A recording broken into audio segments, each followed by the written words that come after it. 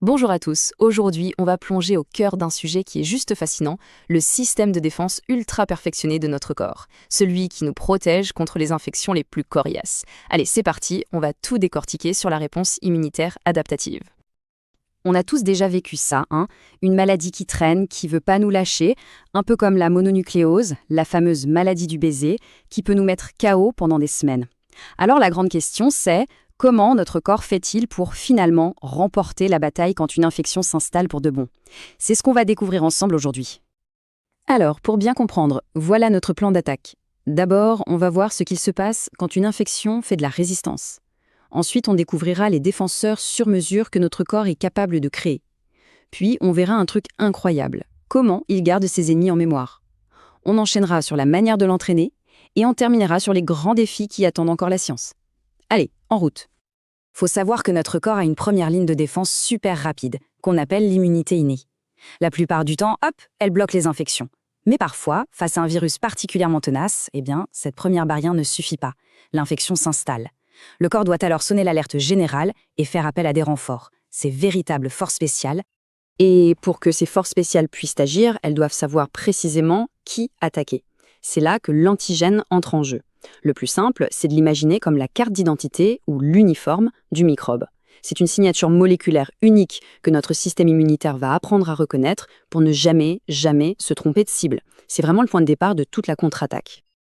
Et les voilà, nos fameuses forces spéciales.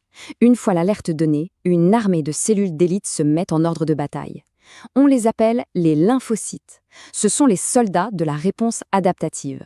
Et ce sont eux qui vont monter une opération chirurgicale, ciblée et complètement personnalisée contre l'envahisseur. Un lymphocyte, qu'est-ce que c'est en gros? C'est un type de globule blanc. Un soldat surentraîné et ultra spécialisé. Il en existe plusieurs types, chacun avec une mission bien précise.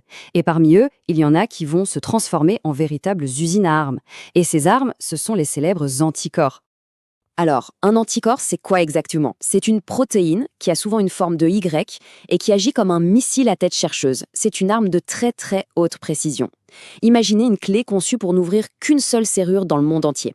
Eh bien, l'anticorps, c'est ça. Il est fabriqué sur mesure pour reconnaître et s'accrocher à un seul et unique type d'antigène. C'est de la haute couture. La mission se déroule en 3 grandes étapes. D'abord, la reconnaissance. Un lymphocyte en patrouille tombe sur un antigène qu'il identifie comme ennemi. Deuxième étape, la production. Là, ce lymphocyte se met à se multiplier à une vitesse folle. Il crée des millions de clones qui vont tous produire le même anticorps. Et enfin, troisième étape, la neutralisation.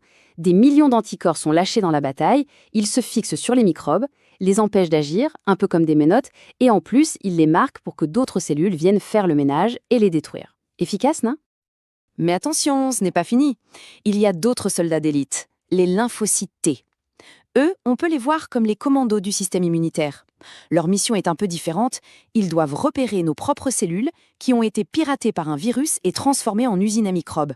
Et là, les lymphocytes T les détruisent sans pitié pour stopper net la production de l'ennemi. C'est une véritable opération de nettoyage de l'intérieur. Et maintenant, on arrive à la partie la plus géniale de ce système. Non seulement il est super spécifique, mais en plus, il a une mémoire infaillible. Une fois qu'il a combattu un ennemi, il ne l'oublie plus jamais. Et ça, cette découverte incroyable, on la doit en grande partie à un certain Louis Pasteur à la fin du 19e siècle. Pasteur a fait une expérience devenue célèbre avec des poules. Il leur a injecté une version affaiblie du microbe du choléra. Les poules sont tombées un peu malades, mais elles ont toutes survécu. Quelques semaines plus tard, il leur a injecté la version super virulente du microbe, celle qui normalement les tuait à coup sûr. Et là, surprise, les poules ont résisté sans problème. C'est là que Pasteur a compris et a écrit cette phrase « La maladie se préserve d'elle-même ». Le premier contact, même léger, avait entraîné le corps, il avait créé une mémoire. Regardez, ce tableau résume tout parfaitement. La première fois qu'on rencontre un microbe, la réponse du corps est lente, la production d'anticorps est assez faible. Bref, on tombe malade. Mais la deuxième fois qu'on croise le même microbe, tout change. La réponse est ultra rapide, la production d'anticorps est massive et le plus souvent, on ne se rend même pas compte qu'on a été attaqué. On est protégé. Voilà, c'est ça, la magie de la mémoire immunitaire. Et ce principe de mémoire, c'est justement la clé de l'une des plus grandes inventions de l'histoire de la médecine, la vaccination. L'idée est géniale et toute simple. comment est-ce qu'on pourrait entraîner notre système immunitaire à reconnaître un ennemi, mais sans avoir à tomber malade pour de vrai? La vaccination, en fait, c'est juste une séance d'entraînement pour notre corps. Première étape, on injecte une version totalement inoffensive du microbe. Soit il est tué, soit il est très affaibli, soit on injecte que des petits bouts de lui, ces fameux antigènes. Deuxième étape, le corps réagit comme si c'était une vraie menace et déploie toute sa stratégie de défense. Et le plus important, troisième étape, il crée des lymphocytes mémoire. Ces cellules vont rester des années dans notre corps, prêtes à bondir pour déclencher une réponse immédiate et surpuissante si, un jour, le vrai microbe ose se montrer. Il faut donc bien comprendre une chose, un vaccin ne contient jamais le microbe actif capable de nous rendre malades. C'est impossible. Il ne contient que le strict minimum pour que notre système immunitaire apprenne à se défendre. C'est un leurre, un simulateur de vol pour nos défenses. La vaccination, c'est un succès incroyable. Ça a permis de se débarrasser de maladies terribles comme la variole. Mais du coup, on peut se poser une question logique. Si ça marche si bien, pourquoi on n'a pas de vaccin contre toutes les maladies?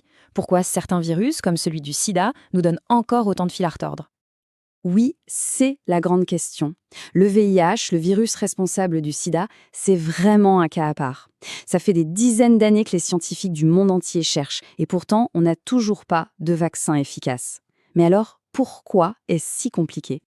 La réponse, elle est là, dans cette phrase. Pour toutes les maladies pour lesquelles on a un vaccin, la rougeole, le tétanos, etc., notre corps est capable, tout seul, de gagner la bataille et de se débarrasser du microbe. Le vaccin ne fait qu'imiter cette victoire naturelle pour qu'elle soit plus rapide. Mais dans le cas du VIH, c'est différent. Le corps humain ne gagne jamais la bataille. Il n'arrive jamais à éliminer le virus. L'infection dure toute la vie. Un vaccin devrait donc faire mieux que notre propre système immunitaire. Il faudrait, comme le dit la citation, faire mieux que la nature. Et ça, pour l'instant, c'est un défi scientifique immense. Bon, on arrive au bout de notre mission d'exploration. C'est le moment de faire le bilan, de s'assurer que les points les plus importants sont bien en tête. Alors, pour résumer, tout commence avec l'antigène, la carte d'identité de l'ennemi. Pour le combattre, nos soldats d'élite, les lymphocytes, fabriquent des armes sur mesure, les anticorps. Le truc génial, c'est que notre corps développe une mémoire immunitaire pour se souvenir de l'ennemi. Et la vaccination, c'est tout simplement l'art d'entraîner notre corps à créer cette mémoire, mais sans jamais avoir à subir la vraie maladie. On peut donc maintenant répondre à notre question du début. Face à une infection qui dure, l'organisme ne baisse pas les bras. Au contraire, il lance une contre-offensive ultra puissante, ciblée et sur mesure grâce à ses lymphocytes et ses anticorps. Et surtout, il grave le visage de l'ennemi dans sa mémoire pour ne plus jamais se faire avoir.